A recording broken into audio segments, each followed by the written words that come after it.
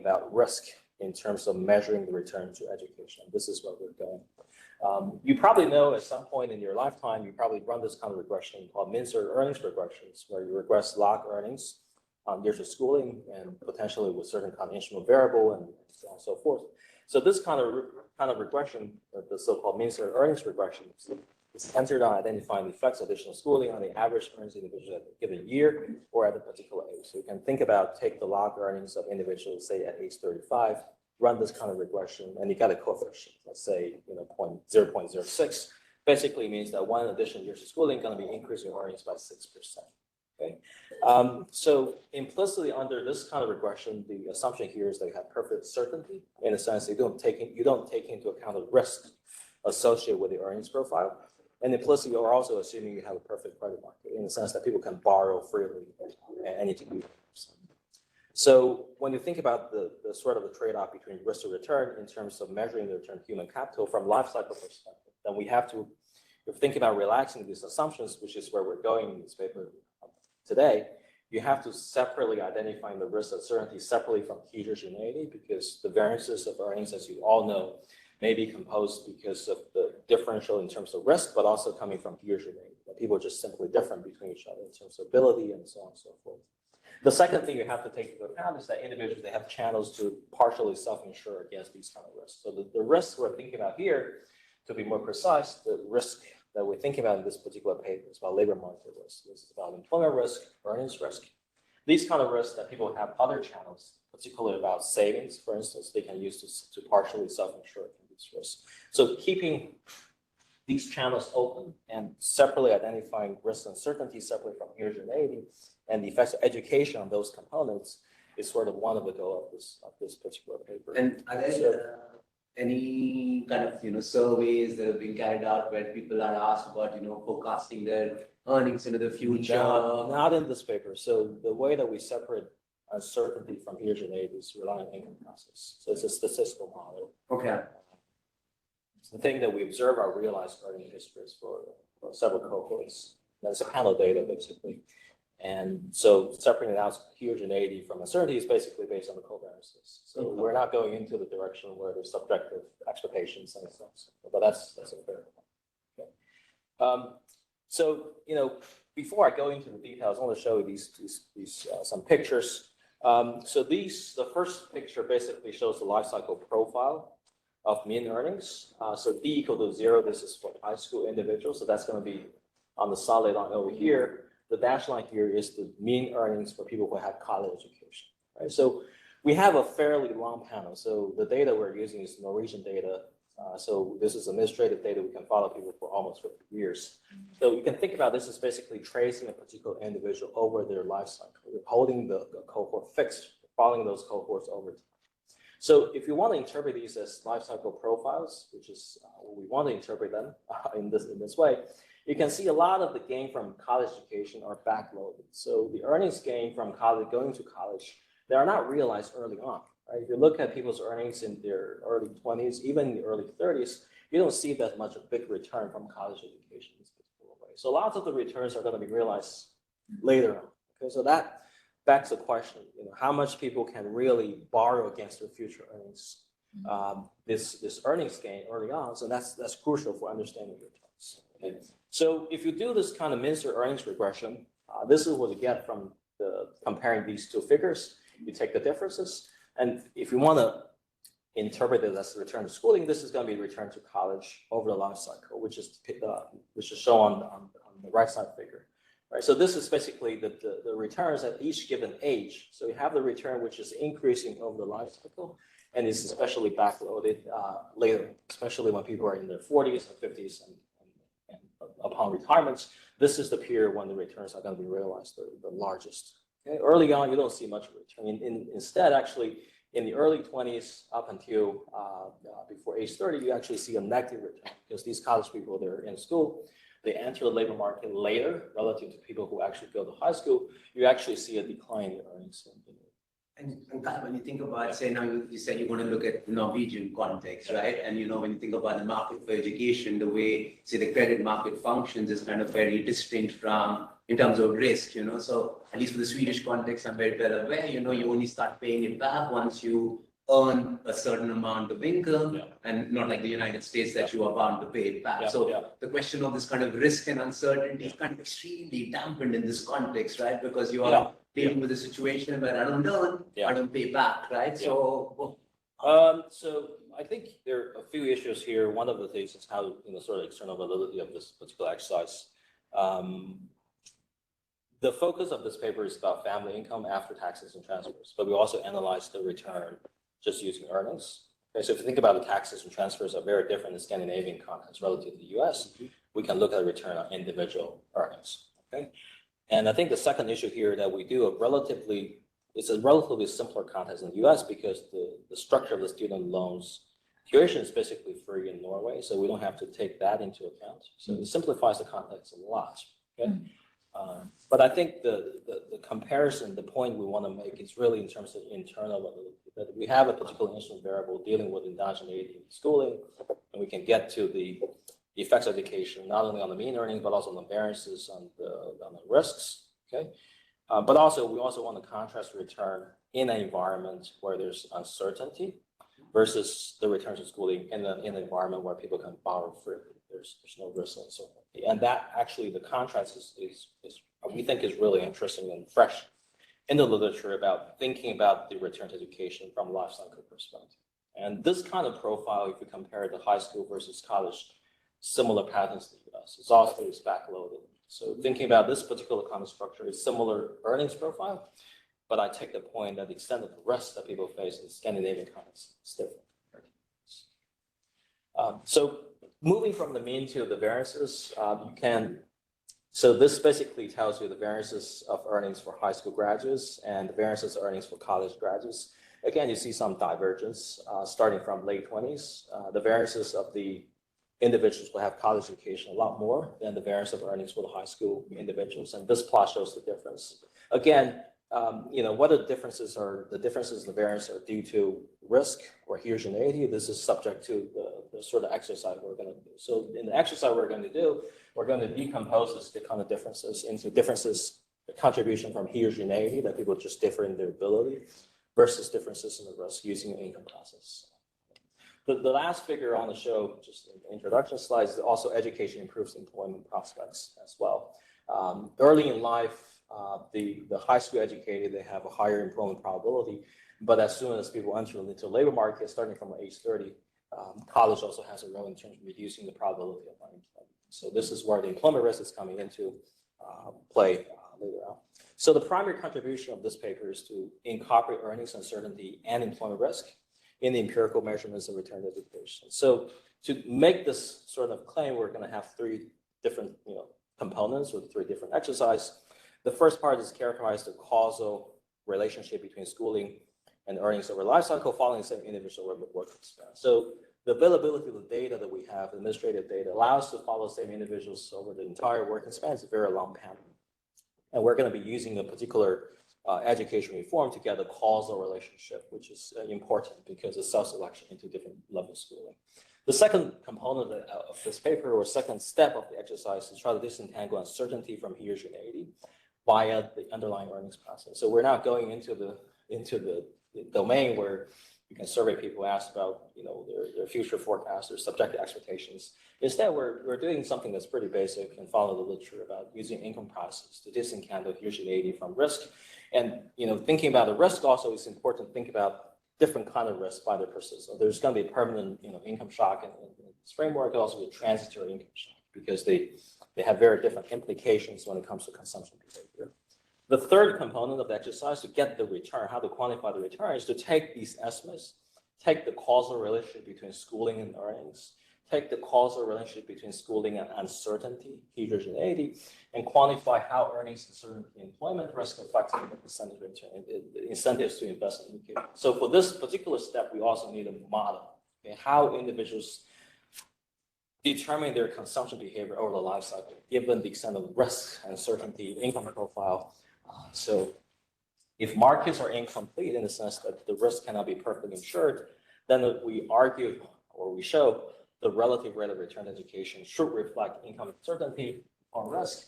And it's very different in certain circumstances are very different compared to the return you define using the mean earnings. Okay. So contributions very briefly, the first contribution of the paper is to this mean square regression.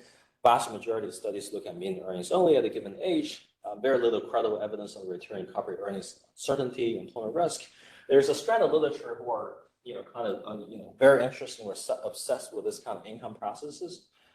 They also estimate income process differently than education, like the paper by McGeer, Pistolferi, 2004. What we do here is that we also address the selection into employment. We also use an education reform to address the issue that education can potentially be it's a choice. We also connect this literature about how households are insured against labor market risk. Most of these papers focus on labor supply, assets, and taxes. We don't have labor supply in the model, but we do have assets, risk-free assets that people can use to self-insure the risk. We also discuss the implication of taxes in the scenario. How does the taxes and transfers affect returns to schooling? But differently from these papers, we'll take the initial conditions like education is given. We think about the people who actually, there's an instrumental variable, and we can get the potential, sort of the potential earnings and potential earnings risk if they choose different levels of education. Okay. Data, yeah. And clarify question. Is there any role here for the quality of this education? Is this something that you can distinguish from the data or the model? No, not at all. Not at all. Okay. So we do certain things, but there are other dimensions. As I said, it's a Norwegian population data. So it spans about more than 40 years, from 67 to 2013. The main measure we're focusing here is on family disposable income. This is after taxes and transfers, but we have some comparison contrast with individual earnings. We have IQ data for men. Okay, so in Norway, men have to go to military service. And before the military service, they have to take the IQ test. So we have the IQ data for the men. This is going to be facilitating the identification of the observed heterogeneity. So the so-called heterogeneity that I kind of emphasize here is going to be proxied by the IQ. So there's going to be latent ability, like the latent factor here.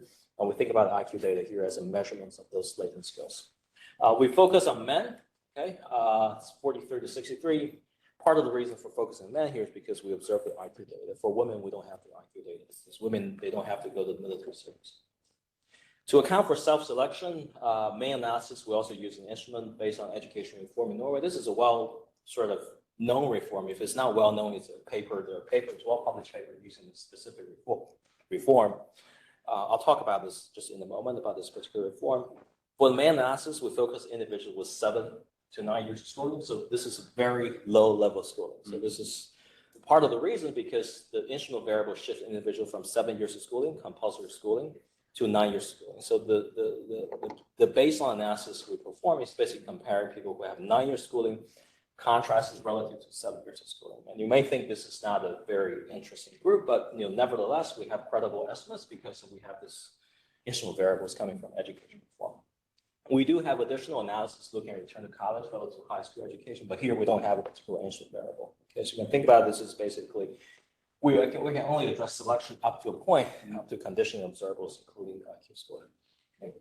So the reform, just to give you. And can I ask you one thing, curiosity, guys? So if, like the graphs you were showing us, right? You were comparing the high school dropouts to college, And what if you would plot these same figures for 7 to 9 years? I'll have that. You have that. I have that. I'll have that. I'll show you that. That's probably best to be compared, using this particular instrument variable and to show you the real aspect, the causal aspect, rather than plotting this. I'll have that. Okay, so the education reform, this is a particular reform that happened a long time ago, or relatively long time ago. So the reform increased compulsory schooling from 7 to 9 years. Okay, it implemented in a period of time. Okay, affected different cohorts, but their variation across different places, different locations, or different municipalities. So this is, kind of useful to use as an instrumental variable because we can use the spatial and temporal variation, the exposure to schooling laws. So basically, the change to schooling laws used to be that you have to go to school for 7 years, and now starting from a particular point, you have to go to school for 9 years. And this is a national reform, but it's a staggered implementation at different places. So this creates, sort of a nice variation to use as instrument variable because we control for cohorts and municipality fixed effects. So similar to these earlier papers, we find significant first stage and reduced form effects on mean earnings.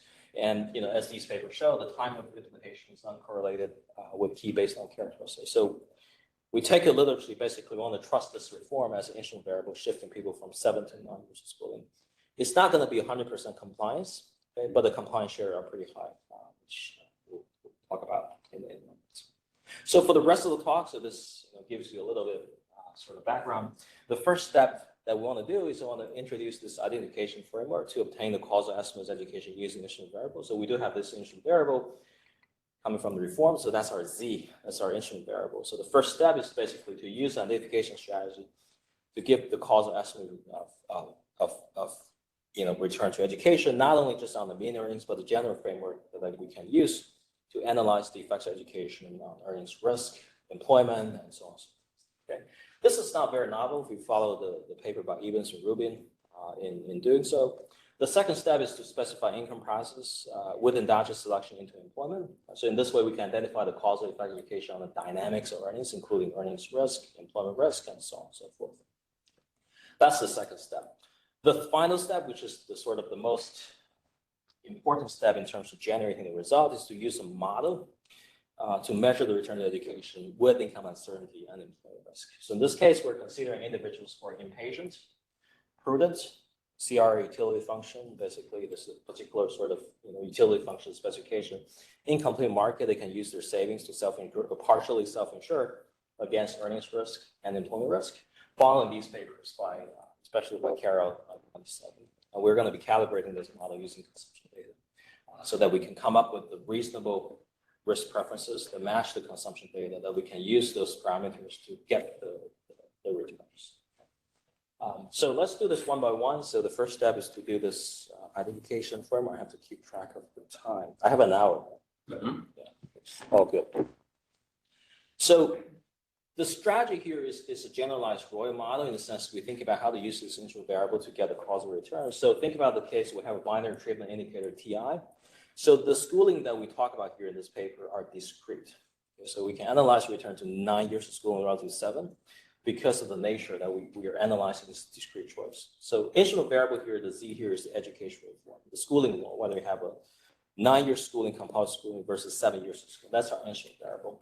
The treatment dummy here, TI, you can think about this as the education choice. Okay? Whether you take 9 years schooling, which in this case TI equal to 1, or you take 7 years of schooling, in this case TI equal to 0. Okay? These are observed. So we observe the instrument variable because that's the reform. We observe the Z. We observe the realized choice. So TI here is the realized choice. We observe the earnings or some kind of, outcome variable YIT. I'll talk about this. This is going beyond just mean earnings. So the YT, you can think about this maybe earnings or something else. This is observed, YIT. So I here is individual age, because if you think about this from a life cycle perspective. So the observed earnings are going to be linked with potential earnings. So everything that has a superscript throughout the entire paper is going to be potential earnings. So this is like the standard IV, that the potential outcomes we live in the parallel world. If TI equal to 1, then you observe the potential earnings with 9 years of schooling. If TI equal to 0, the observed earnings are going to be equal to the potential earnings without 9 years of schooling. So that's the way to think about it. So the potential earnings are not observed. What you observe is the realized earnings, and you can have both world depending on the choices. Similarly, you can think about the observed choices, which is the TI. This is the observed education choices relative to the potential treatment. So the potential treatment is going to be what would you choose if the instrument is turned on versus what you would choose in terms of years of schooling when the instrument is turned on. So that's going to be using the notation TTZ here. Okay, so these are going to be potential. Again, TI 0, this is going to be potential treatment, potential choices, education choices when the instrument is turned off without the schooling law change. And TI 1 here is going to be the potential education choice if the instrument is turned on. And what you observe here are going to be the realized education choices. So hopefully this is relatively standard. The thing that I want to introduce this notation is because later on, when we think about income process, which some of you may heard about, it decomposed the log earnings into permanent component, transfer component, sort of random growth component, heterogeneity, and so on and so forth. The decomposition we're doing is at the level of potential earnings, at the level of Y0, at the level of YIT1. So that's important to bear in mind. And the reason for doing so is because we don't necessarily observe the potential earnings. The outcome we observe is only YIT. But there's linkage between these two depending on the choices depending on the education choices.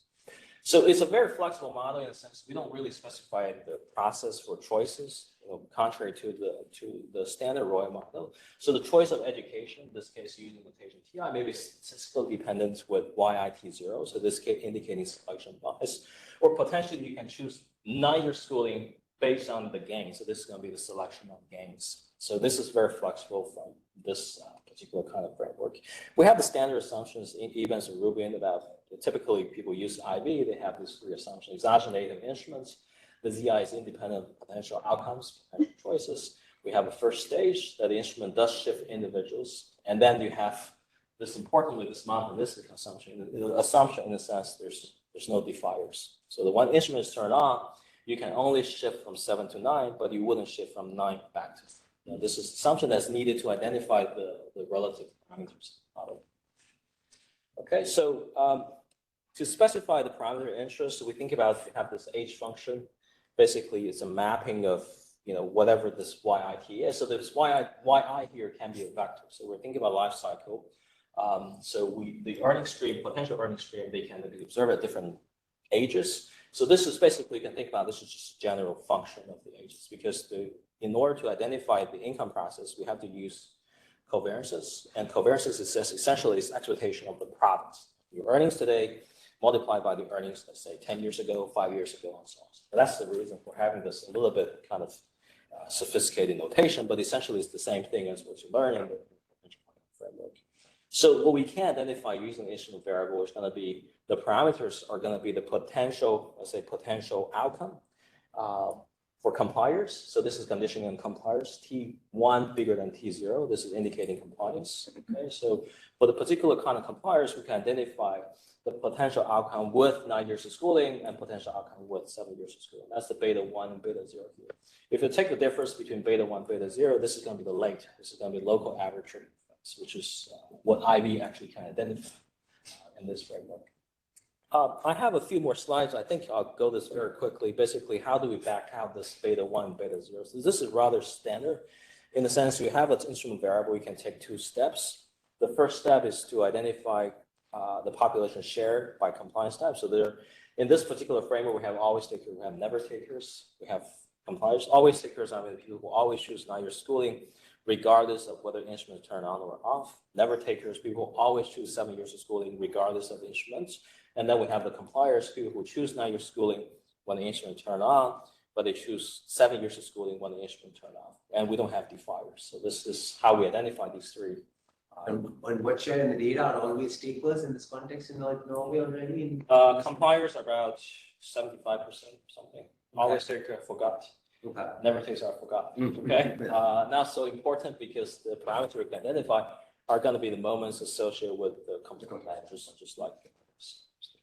The second step, we're going to be compiling the population shares compliance type with data on this subpopulation defined by ZITI.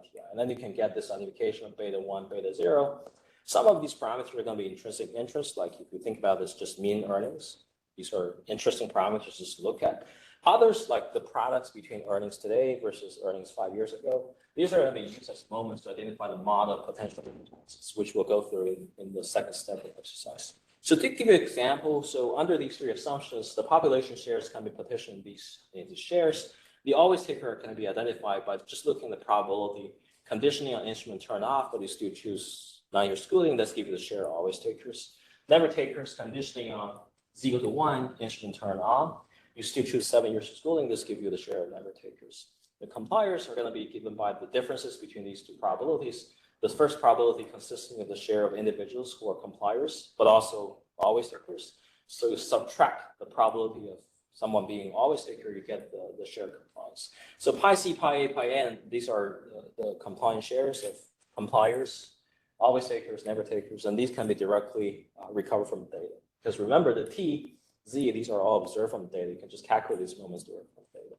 Okay. The second step will be identifying the moments. So think about individuals with Z equal to 1, T equal to 1. These are going to be a mixture of compliers and always takers. So it's a mixture model in the sense we observe these moments from the data directly. We can construct expectation, let's say mean earnings, conditioning for TI equal to 1. Someone go to 9 years schooling, instrument turn on, and we know this is a mixture of compliers and always takers. So we can do a decomposition Okay, so decomposition will be, this is the weights, okay, the relative weights coming from compliers. This is the set of compliers, plus the relative weights about the mean potential outcome conditioning a always taker. So T1 equal to T0 equal to 1. This is going to be people who always choose manual schooling, regardless of the instrument turning on or off. These are going to be the set of always takers. But this one we can back out, because if you look at individuals who choose non-year schooling when the instruments turn off, they only consist of always takers. Okay, so in this case, we can back out this particular moments using the conditional expectations of the outcome variable, conditioning on Ti equal to 1, Zi equal to 0. So we know this term. We can back out this term directly. And we know these compliant shares, the pi's, from the first step. So we can recover this parameter here. This is corresponding to the beta 1 coefficients that we are interested in. These are the potential outcome with treatment for the subcomponents. And we can do a similar kind of exercise for beta 0. And thus we can actually obtain the local average treatment effect. So this is essentially just how the IV works. The reason for going through this is, number one, I want you to understand the differences between the realized outcome and potential outcome. So everything with this superscript here, these are potential, and you won't be able to observe them, okay? But we can identify the moments of potential outcomes for the set of compliers from the data. And this is because we have the instrument variable satisfying 3 assumptions, we can do this kind of exercise. We can recover the beta 0, we can recover the beta 1, which is crucial to get the profile in terms of potential. What's the potential earnings profile over the life cycle with 9 years schooling? What's the potential earnings profile with 7 years of schooling for set of compliers? So we can actually recover these profiles using this kind of strategy. So I have a question. Yeah. So how do you take care of the gender dichotomy? Did you incorporate control for it? No, this is only for men. So It's only for men. We can probably do something with women. It's a slightly more complicated exercise. Okay, why did you decide to only do it? We have IQ data just for men. We want to have some kind of interpretation about their ability, basically. So there's going to be heterogeneity, which is said it's important to separate from risk. Whether your variances or earnings are driven by just people all of you sitting here, you're different in terms of ability, so that's why your earnings are different, versus they're hit by shocks. Okay, so for doing that, we rely on the IQ data. And the IQ data here is only available for men because the men have to go through the military service to get the IQ data. So would you say if you do it with women, would that be some more variance in your? Probably so. We haven't tried. I mean, labor supply. One of the issue here is how to separate, because in this period of time, the women's labor force participation is increasing. So taking into account the selection for employment is going to be important here. Yeah. And we do take into account here for men as well. We just never done the analysis for women, so I don't have any. I look forward to that. Yeah. All right. As a gender scientist. Obviously. Yes, I study gender. It's important. So it's only studying half of the population. Okay. All right. Okay. So the second step is to, as I said, specify this income process with endogenous selection into employment. In this case, we want to identify the causal effects education of dynamics earnings. So how does the income process looks like? It looks like the following. So this is log of YITD. So this is log potential earnings. So again, we're doing the decomposition using the statistical model income process on potential earnings. So these are not necessarily observed, okay, because these are potential. So how do we do the decomposition? We want to separate out heterogeneity from risk. There's going to be a common life cycle component, this MTD. These are basically just the age profile of mean earnings, meaning potential earnings. And then you have these idiosyncratic component. Idiosyncratic component meaning that these are individual specific. Right? These ones, it doesn't have an individual subscript here. So everybody has the same component. But this depends on the years of schooling that you take. So this is going to be depending on D. So D here, I switched the notation. So this is D indicating the years of schooling education choice rather than T. And the UT here, this is the permanent component of the idiosyncratic component. The VIT, this is a transfer. The reason that you want to separate the transfer from the permanent because they have very different implications when it comes to consumption behavior. The permanent one are going to follow this random walk procedure. So the current period T is permanent component. It's going to be depending on the last period permanent component subject to this random growth. This alpha I is the individual heterogeneity we're trying to disentangle from risk. Alpha I here is the random growth. So every individual, they have different growth rates over the life cycle associated with this alpha I. So this is heterogeneity component. This is a shock. The zeta ITD, this is the permanent shock to the permanent component. And you have the transient component, which is a moving average. And the easiest to think about is just IID, but we have a little bit more sophisticated process to fit the data a little bit better. So this is the moving average. This is transient component. These are the variance of zeta ITD. These are the variance of permanent shocks, part of the income risk. This is the variance of transient shock. Okay, so because we do the decomposition on potential earnings, so all of these parameters, they differ by years of schooling. Okay, so all of these parameters, they have the D superscript here. So depending on the years of schooling you take, you have different risks potentially. Going from 9 to 7, you have different earnings risk. That's what's one difference is education and affects the income process. The second is that the education can also affect the growth rates of your earnings. So this alpha I here in front of it, they have a factor. This is a factor essentially, and they have a factor loading depending on the treatment. Treatment here being D, being years of schooling. So potentially education can actually change the profile of your earnings, change the growth rates of your earnings, individual specific growth rates of earnings. That's the second possibility. The third possibility, of course, is education can shift the common life cycle profile. So it's a very flexible model in some sense. It's parametric, obviously, because we make a distinction between permanent, transitory. We make the statistical distinction between the two processes, permanent versus transitory. But in terms of how education can affect the income process, it can affect everyone. The persistence of transitory shock can differ by years of schooling. The random growth components can differ by years of schooling. The shocks, the variance of shock can differ by years of schooling. So given that we estimate this income process, this is potential outcomes. The other two elements we want to incorporate here is one is going to be selection into employment. So I'll be very brief here. So we do have a selection process to employment. So this is correcting for the selection bias because earnings are only observed condition of employment. I think one of the things that you have to bear in mind is just having an instrument variable doesn't really solve the selection into employment issue. You still can get bias estimates. So we have this specification process, basically how people are sorting themselves into employment. Again, this is going to be depending on the same factor, which is alpha I. But the process here, again, can be specific to the particular education. So education can shift the process that certain individuals are self-selecting into employment. So we take into account the non-selection employment. The final thing is using the IQ score as a proxy for the observed factor. And the reason for doing that is that we have this measurement. This M here is the IQ score. This, again, is depending on some kind of intercepts, and also this alpha I is the factor.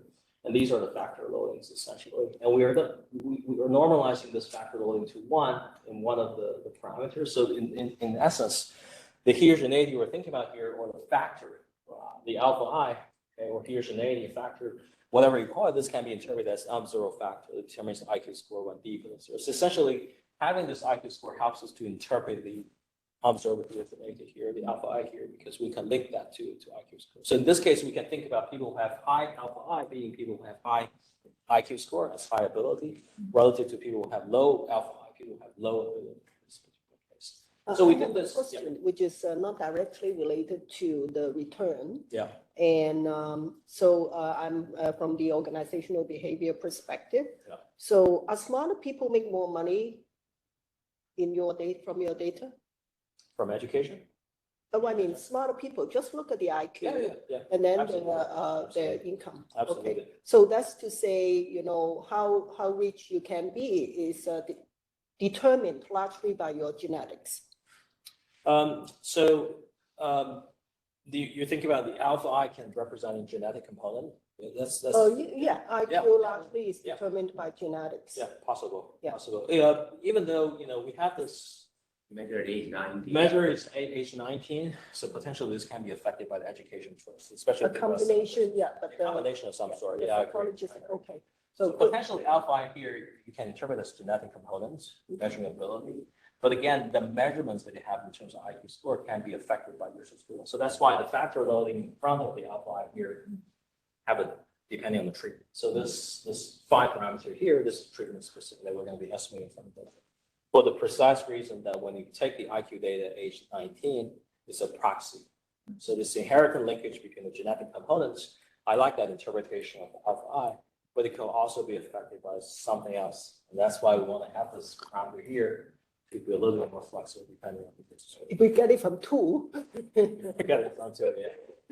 And I can ask you, I'm sorry, I missed that. So how exactly are you going to account for selection bias? How people are selecting into what's like, is there going to be like some kind of an exclusion restriction you're going to impose? There's no exclusion restriction, it's a factor model. So essentially, once you have a factor model, you can back out the factor distribution of factor directly on zero factor. And we're assuming this shock here Yeah. is uncorrelated with the income shock, right? So once you have the alpha here, you don't have the selection issue, basically. Yeah. So we take into the selection issue in a very sort of, you can think about it as restricted over a particular way in the sense we're linking this Kind of a back to the decomposition. same factor. So we don't necessarily need exclusion to identify the incomes. Because the selection is driven by alpha line factor. And we have a measurement for this, so we can back it out. And under the assumption that these shocks are going to be uncorrelated with income shock, which is the biggest assumption. Right, so how do we get it here? Then, standard identification of the income process here, we have the covariances and stuff. And all of these stuff are going to be based on the moments of the potential outcome. So all these moments are going to be recovered directly follow from STOMA because we can identify these moments like the covariances between your log income in peer T2, covariances between log Y T2, log Y T1, and other time periods. And these are going to be for the set of compliers. And we can directly recover these moments following step, the identification strategy. And then we can identify the income process. So what do we get from this second step? The first thing you're asking about profile between 7 versus 9 year schooling. So this is the mean earnings life cycle profile for the dashed line is 9 years of schooling. The solid line is 7.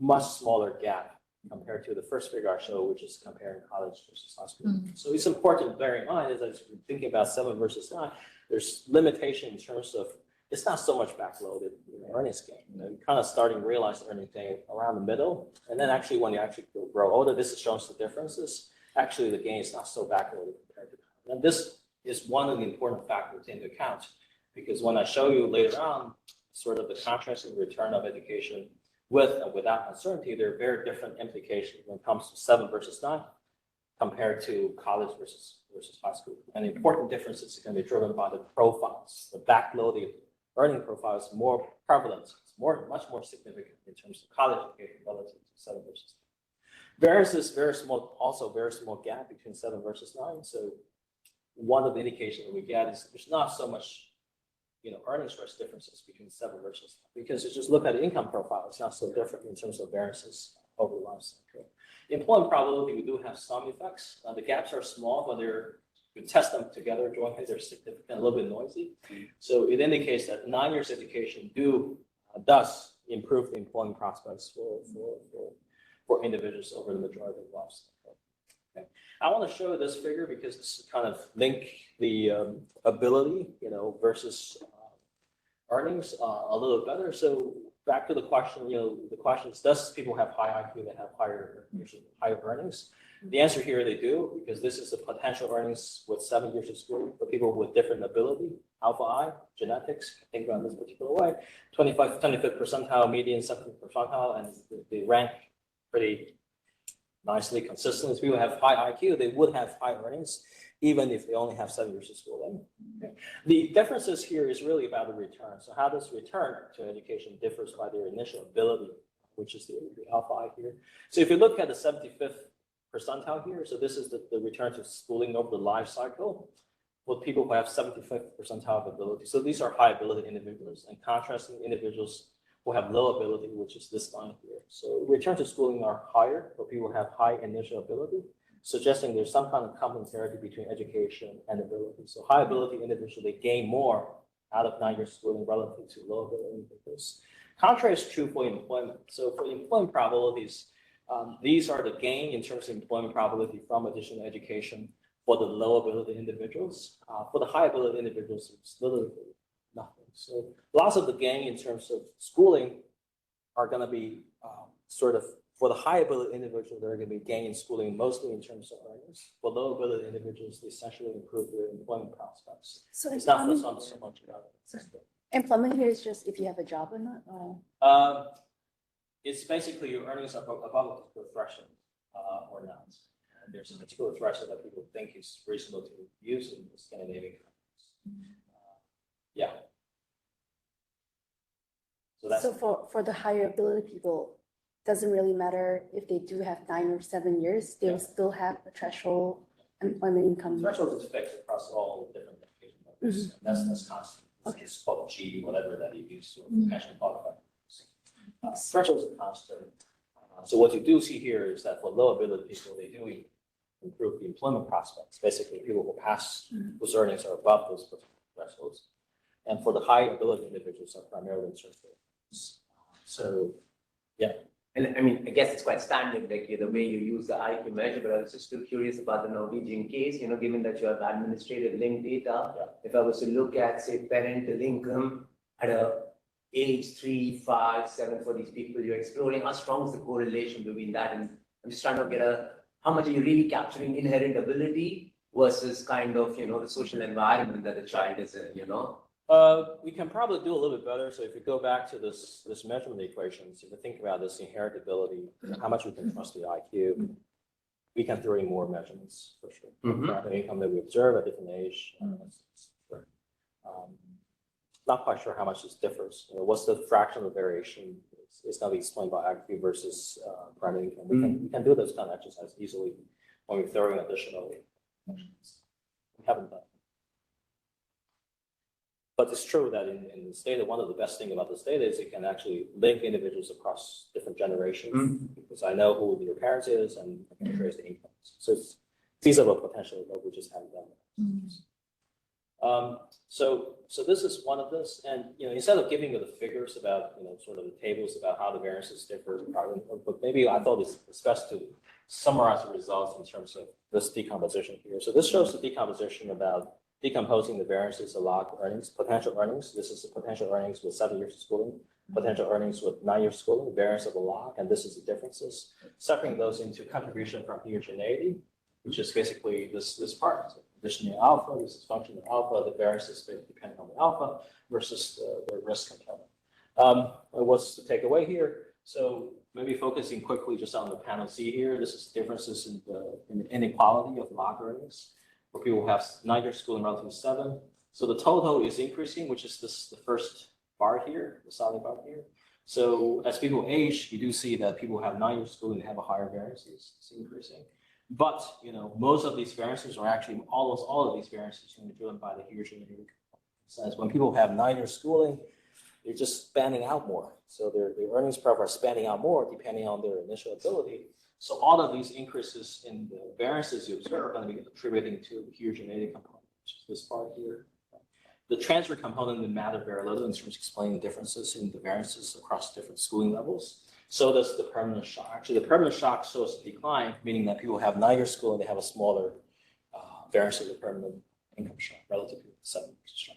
So you don't have to remember all of these results because what really matters here is the third step. Taking these estimates into account. So what we're doing in the last step is actually we're going to be taking these profiles, throwing all of them into a model so we can actually summarize what's the rate of return, and we can actually do a decomposition of what's the contribution of different channels on this return. So that's going to be coming up the step 3 here, which I'll talk about now in the final 15 minutes. So the model here is basically, again, people are maximizing certain things because the behavioral, you don't like me to use the behavior model. It's a behavior, it's indicating individuals' choices of consumption in particular. So we're thinking about people who are maximizing lifetime utility. So again, we're throwing a particular utility function depending on their consumption. So that's C. Again, the C has a superscript B here. So this is going to be a potential consumption profile over the life cycle that people derive utility. So D can be equal to 0. If they have 7 years of schooling, B can be equal to 1 if it's 9 years of schooling. So that's going to be utility. So we're going into the welfare measure of return to education rather than minister sort of measure, which is purely a measurement. So this is really going into the welfare because we're measuring that using utility functions. And here is not that important. It plays certain roles about family size. So that's going to be affecting the marginal utility from consumption and life cycle. If you look at this particular specification subject to the budget constraint, A here is the assets. So the assets in the next period, depending on the risk-free, this is the interest rate adjustments, current period assets. your income, you receive certain income minus your consumption decision, right? All of these components are potential, depends on education. So consumption dependent education. And the reason here, the crucial thing we're analyzing here that differs by education is basically this income. So this YITD here, they follow the same income process that we just talked about just now. So this differs depending on the education choices they do. And because this YITD differs, their consumption plan will be different. Why that's the case? Because YITD represents differences in income profile over the life cycle. Depending on your years of schooling, the risks will differ over the life cycle. The employment risk will differ over the life cycle. So because of differences in the YITD process, the consumption plan would differ depending on the years of schooling that you choose. We do have a CR utility function that captures the fact that people are prudent in the sense that in the presence of certainty, they wouldn't want to overspend their expenditure because they have this precautionary motive. So even though we think about the first graph that the college gains are backloaded in the future, people wouldn't want to spend those gains early on because there's a risk that their earnings are going to be very small in the subsequent period. They're going to be left with nothing. This is going to be captured by this particular utility function here, which is standard, hopefully. So the return to education here we define as the maximum fraction of annual consumption an individual will sacrifice in exchange for D equal to 1. So in the case we're going to be considering two groups, we're considering college education versus high school, but we also focus on analysis 9 years of schooling versus 7. So D equal to 1 in the 7 versus 9 example are going to be equal to 9 years schooling. So D equal to 1 in the college high school example would mean college education. So this is a welfare measure in the sense you're equalizing the discount utility over life cycle, okay, between two education levels. And you're asking the question, what's the price? What's the willingness to sacrifice your annual consumption so that the discounted utility are going to be equalized between the two education levels. And this is our measure of return to school. Okay, it's a welfare measure. It's a willing to pay. Okay, what's the maximum of annual consumption willing to sacrifice so that discounted utility stream between 7 versus 9 year schooling or high school versus college are going to be equal. So it's a welfare measure because we're taking into account of the preferences. We're going to be contrasting returns to college education models. College for 9 years, whatever you think about it, in these two model environments.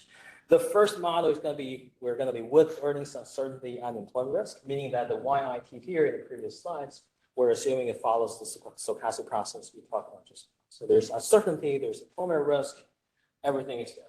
Okay, so in this case, people can save to self-insure against these risks. This is the buffer stock model. The reason they want to save to self-insure against these shocks, part of this is going to be driven by their preferences, the CRA utility function. Okay, they want to smooth out their consumption, but they also prudent in the sense they have particular risk preferences in this particular way. In this case, in the buffer stock model, we have a self-imposed but borrowing constraint. It says you like to consume more early in life, because you want to smooth out your consumption, but we will not borrow against future income because of the risk preferences essentially in this particular structure.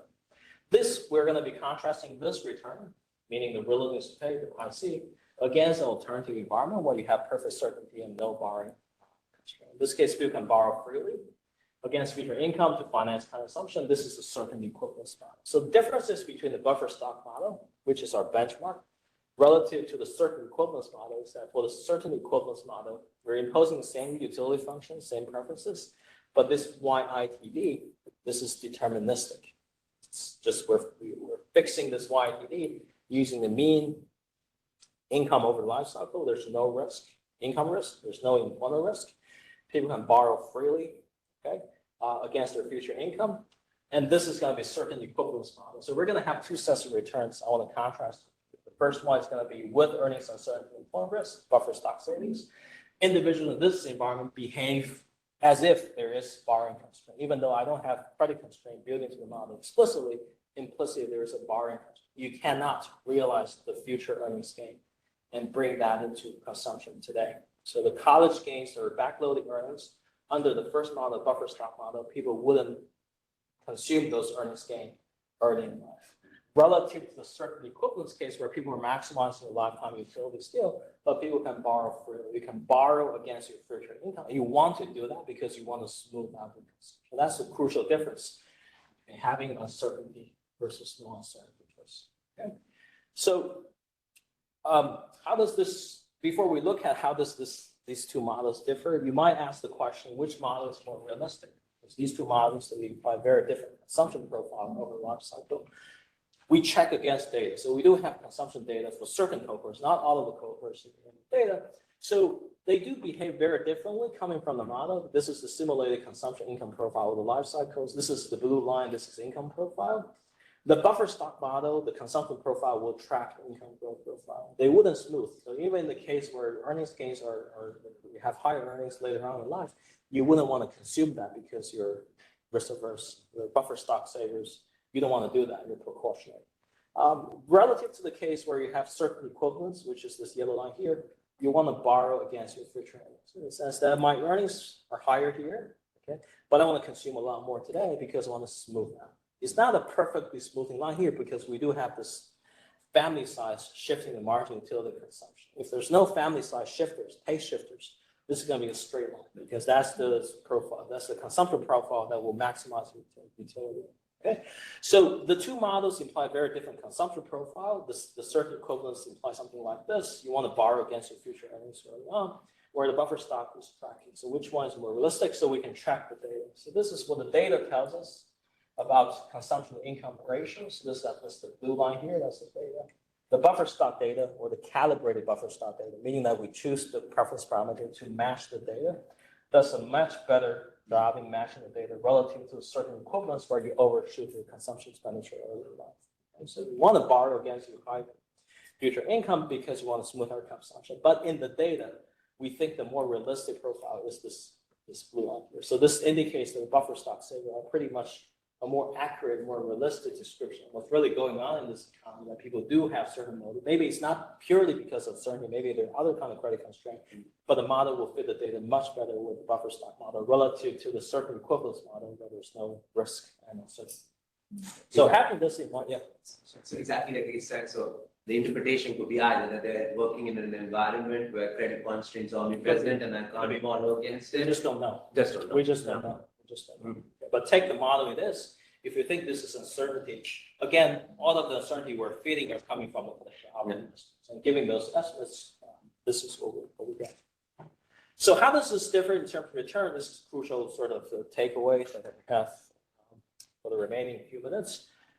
Is that actually this matters quite a bit, but not for all student levels. So the first graph shows the return for the buffer stock model, contrast to certain equivalence model. Not so much difference. So it's about 2% under the buffer stock, about 2% for certain equivalents. But if you carry the same exercise for the college education, meaning that the earnings gain are much more backloaded in the sense you have much more earnings gain realized later in life, very big difference. So the buffer stock model implies a return about 9%. So that's a pretty big number. You're willing to sacrifice 9% of your annual consumption so that you can equalize your discount utility. That's a pretty big number. But for the certain equivalent model, it's a much bigger number. It's about 25%. So very different implications. So this suggests actually the line here, the age profile of income gains from additional education matters when there is uncertainty. So both models, we have both cases. We're contrasting, cases when there is uncertainty, the buffer stock saver versus certain equivalents.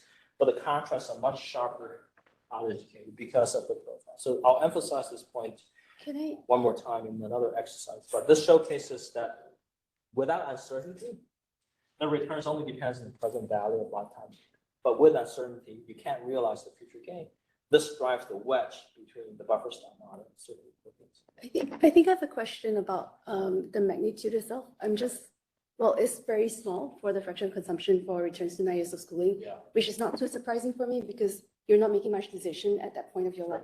Sure. And it seems like it's compulsory schooling in the first place. Yeah. And so I'm thinking about the relative size of it. How do I really interpret the fractional consumption in terms of these two differences?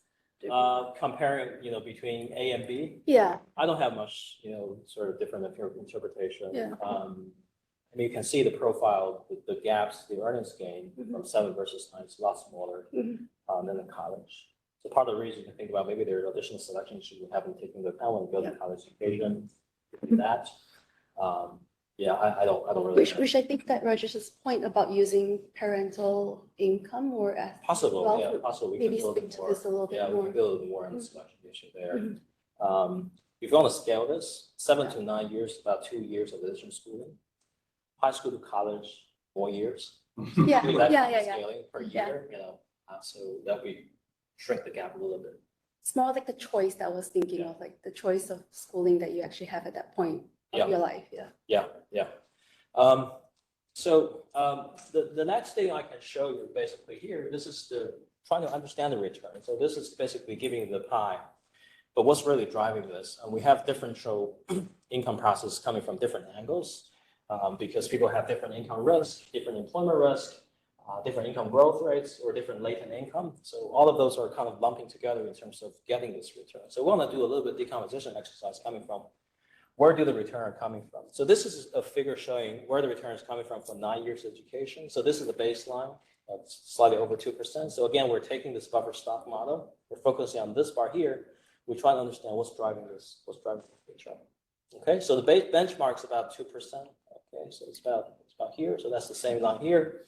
What we do here is because we have a model, we can do counterfactual exercise, basically, meaning that we can calculate returns under the calibrated buffer stock model, and we can shut down the education differences channel one at a time. So eco-employment risk, for instance, the line here is basically when you shut down employment risk differences between 7 versus 9 year schooling, and you compare how the return will be. Okay, if the return are very different compared to the benchmark case, the first part here, this indicates that employment risks are going to be important. It's important in driving the benchmark return. Okay. Income risk doesn't really matter here. Employment risk matters quite a bit. So suggesting part of the baseline return are driven by employment risk differences. And we do find that having 9 years schooling actually reduces the unemployment risk, increases employment prospects. So the differences here and here, you can interpret as insurance value of education. Basically, once you take 9 years of schooling, you have less employment risk. You have less unemployment risk. This is going to be showcasing probably the difference between this part and this part here. The rest of them, we do have an exercise where we equal the growth rates. So this is basically trying to highlighting the importance of the income profile. By equal growth rate, what we really mean here, we're rotating the income profile with additional education. In this case, we're rotating the 9 years income profile, making this identical to the 7 years earnings profile, but we're keeping the present value fixed. So the exercise here, we're changing the intercept. We're holding the profile fixed, but we're keeping them the same present value. In the sense that discounted value are going to be identical in this case. The only thing that's changing is the profile, the growth rate. Doesn't really matter much for the 9 year schooling, but it matters quite a bit in terms of college education. So again, if you look at a college education, this is the baseline return, about 9%. What matters? Well, none of these actually matters quite a bit. It doesn't really matter if you equalize income risk. Doesn't really matter much if you equalize employment risk. Part of the reason here is because college education does improve employment prospects later in life, but early on, they reduce employment probability. So on net, you don't find that much. But when you equalize the growth rates, the return shoots up quite a bit. It's a lot higher. And the reason here is that we're keeping the present value of the two incomes fixed. If you rotate a profile of the college income profile, making it flatter, okay, but keeping the present value fixed, making identical to the profile of the high school education while keeping the present value fixed, you get a much higher return. And this indicates the profile really matters. If you adjust the profile, you get a very high return relative to the buffer stock model. So again, it's an indication the profile really matters a lot in the buffer stock model, combining with funding constraint. So rotating the profile, you mean somehow would be conceptually thinking where I could borrow against future consumption. Yes, exactly, right? Exactly. Final figure, I think we're just on time. We talk a little bit about taxes, how does the taxes and transfer system in this case can matter for returns. All of the exercise I show you in terms of all the figures are using family disposable income after taxes and transfers. How does the exercise return looks like if you use individual earnings before taxes and transfers? So here's the 7 versus 9 years of schooling. So this is the average for family income. Again, this is a benchmark case, about 2%. So on average, if you don't take into account the taxes transfers, return goes up a little bit. Okay. So on average, we conclude the taxes transfer reduces the economic incentive to invest in education, but there are differences when you contrast high ability versus low ability. There's a lot of the distortion coming from taxes and transfers in terms of supporting the incentive to invest in education are focusing on high ability individuals because the tax system in Scandinavian countries are highly progressive. So these are the guys who are going to be hit a lot when you throw in taxes transfers. And these are the guys who are going to be affected by tax transfers in terms of reducing incentive in investment in education. Schooling. So to conclude, we calibrate the life cycle model allowing education to affect income available for consumption via these three channels. The education can affect income uncertainty, unemployment risk, and both the levels and age profile and expected latent income. For 9-year schooling, which we have relatively more credible estimates, as some of you realize, the channel 3 and 2 are the most important. It's not channel 1. It's not really about income uncertainty that explains the returns. Ignoring uncertainty can create significant bias to return education, something we want to emphasize in this paper. Small bias for the return to 9-year schooling, virtually the same, doesn't really matter that much because the profile is not that backloaded when it comes to 9-year schooling relative to 7. Significant bias when it comes to college returns. So if you think about running Mincer regression over life cycle and you can get the age-specific returns, and you think about maybe I can average age-specific return to get the life cycle return, that's going to be very different for college education because you're making the assumption people can borrow freely against the backloaded earnings. So in this case, if you're throwing this realistic preferences assumption that matches the realistic consumption data you observe in the data, consumption pattern you observe in the data, the welfare returns are going to be very different under the buffer stock model compared to the case where people can borrow freely. So that's important.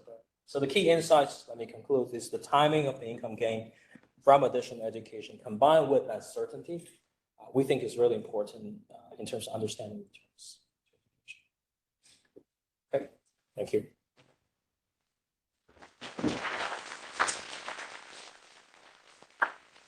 Thank you very much. We are running out of time, but if you want to stay 5 minutes more, we can open for a couple of questions. Anybody online has any questions? Yeah, I mean, first, I don't know if there are questions here, and online, there is any question online now? Okay, so 5 minutes, if there is any question either here or online. No questions here? I guess we can just carry on. Okay, then we are done. Thanks a lot, and we conclude the seminar here. Okay, thank you.